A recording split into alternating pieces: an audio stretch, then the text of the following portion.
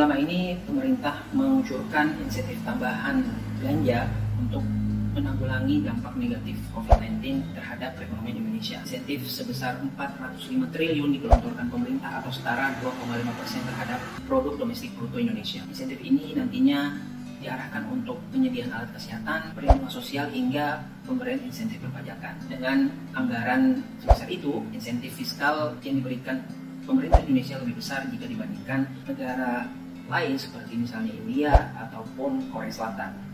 Sayangnya, tambahan belanja insentif yang diberikan pemerintah ini belum bisa diimbangi oleh kemampuan pemerintah untuk menarik penerimaan negara, khususnya perpajakan.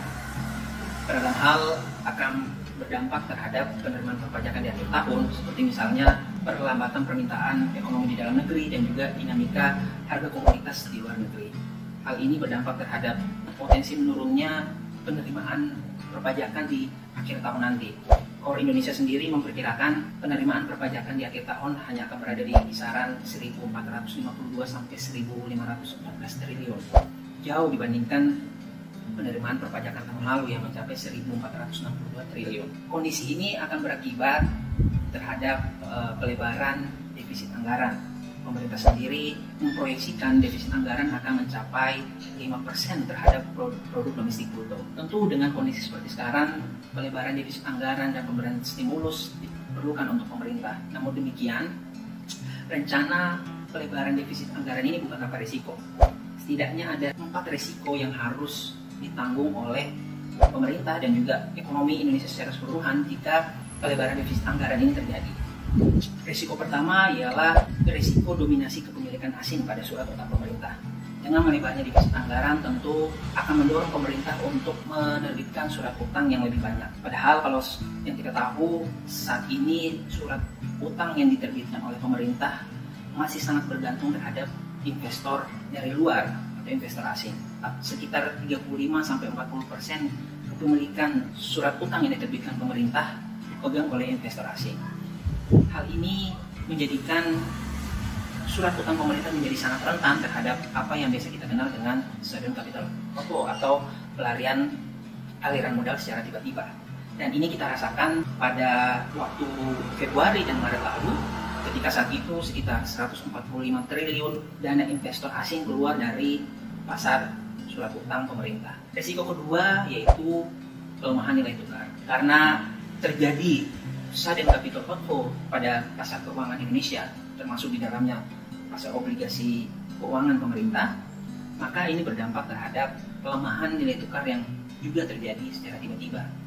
Dan kalau kita melihat pada periode Februari dan Maret memang terjadi pelemahan nilai tukar dari range 13.000 menjadi 16.000 rupiah. Risiko ketiga adalah risiko crowding out. Risiko ini bisa terjadi karena swasta dan pemerintah saling memperebutkan likuiditas yang semakin ketat di dalam negeri. Ini berakibat swasta akan semakin mahal ketika harus mencari pembiayaan dari dalam negeri karena mereka harus bersaing dengan pemerintah yang juga menerbitkan surat utang pemerintah. Dengan surat utang yang semakin banyak, tentu perebutan likuiditas akan semakin ketat dan swasta akan semakin kesulitan untuk mencari sumber pembiayaan dari dalam negeri. Risiko keempat dan terakhir ialah potensi membesarnya utang luar negeri swasta. Karena di dalam negeri mereka kesulitan untuk mencari sumber pembiayaan, akhirnya mereka mencari alternatif lain. Salah satunya mencari sumber pembiayaan dari luar negeri, yaitu utang luar negeri swasta. Dan kalau kita melihat memang terjadi tren peningkatan utang luar negeri swasta. Hal ini perlu diwaspadai karena sekitar 89% utang luar negeri swasta berdominasi US dollar dan ini sangat rentan terhadap dinamika atau volatilitas nilai tukar itu sendiri. Risiko bertambah untuk swasta yang bergerak di komoditas karena harga komoditas yang rentan terkoreksi sehingga akan berdampak terhadap aliran cash flow mereka. Menimbang atas beberapa risiko yang bisa tumbuh dari risiko pembiayaan yang dilakukan pemerintah, maka ada beberapa hal yang perlu diperhatikan pemerintah. Yang pertama, dalam melakukan pembiayaan, pemerintah hendaknya mendahulukan penerbitan surat utang dari domestik atau dari dalam negeri dengan dominasi rupiah. Dengan skema pembelian lebih besar Bank Indonesia, ini bisa memperkecil resiko seperti pembiayaan yang lebih banyak dimiliki oleh asing, dan ini bisa meminimalisir resiko seperti sudden capital outflow dan juga pelemahan nilai tukar rupiah. Apalagi kalau kita lihat dalam Perpu terbaru, Bank Indonesia sudah diberikan mandat untuk bisa langsung membeli surat utang yang diterbitkan oleh pemerintah di pasar primer. Lalu yang kedua, meskipun ada rencana pemerintah untuk menerbitkan surat utang bond global, saya pikir ini tidak perlu dilakukan secara terburu-buru karena suplai dolar di dalam negeri relatif masih cukup dengan tumpuan dari cadangan devisa dan juga kerjasama Bank Indonesia dengan lembaga lain seperti The Fed yang memiliki opsi melakukan penyelamatan cadangan devisa atau suplai dolar di dalam negeri, seperti misalnya Second Line of Defense atau swap arrangement yang dilakukan BI oleh The Fed.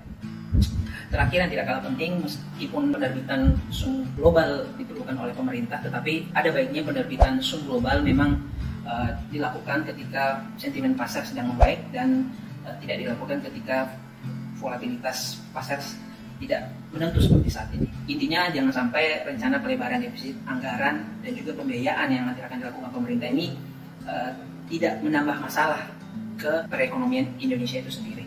Terima kasih.